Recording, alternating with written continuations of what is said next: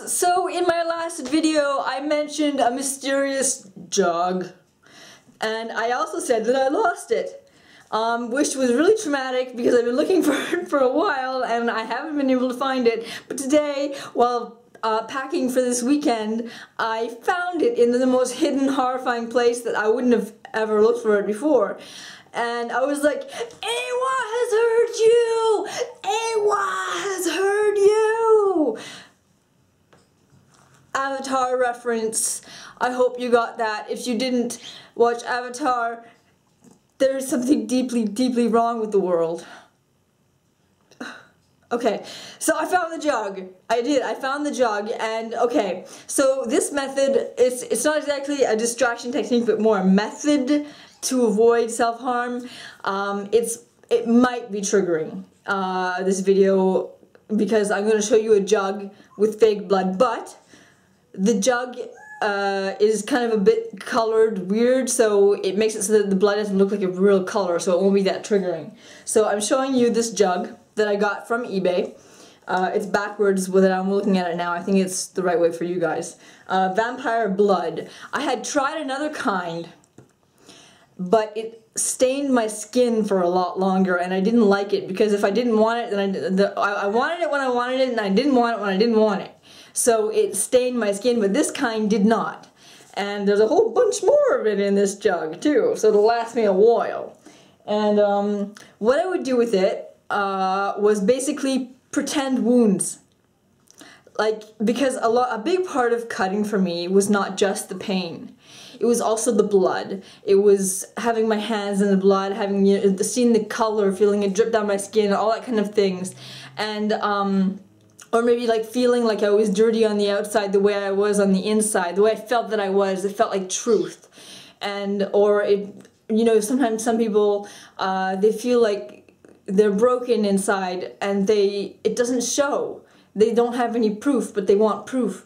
And so they cut themselves and it makes this mess, and there's proof of damage that happened to them. But anyways, that's what I would do with this, is that I have fake blood, and you know, I tried warming it up in the microwave once a little bit, but it got runny, just to make it, you know, like blood temperature a little bit warm. It's not a good idea because it just made it more runny and it didn't make it a better experience at all. But I would put that on my wrist. I have, you know, my super button on my wrist right now, but I would put the blood on my wrist, fake blood, and then and have enough of it that it was like when I used to cut. So when I put my bandages on, it would seep through and I could see the blood through the bandages. And then I have my diachylon. I was in a hospital, always in French, so that's what they called it. Diachylon, medical tape. And I would wrap it around it, and it would look like a pretend, it would look like a wound, but it was a pretend wound. And it would make me feel better. It would just like be, like, I just felt like there was something right.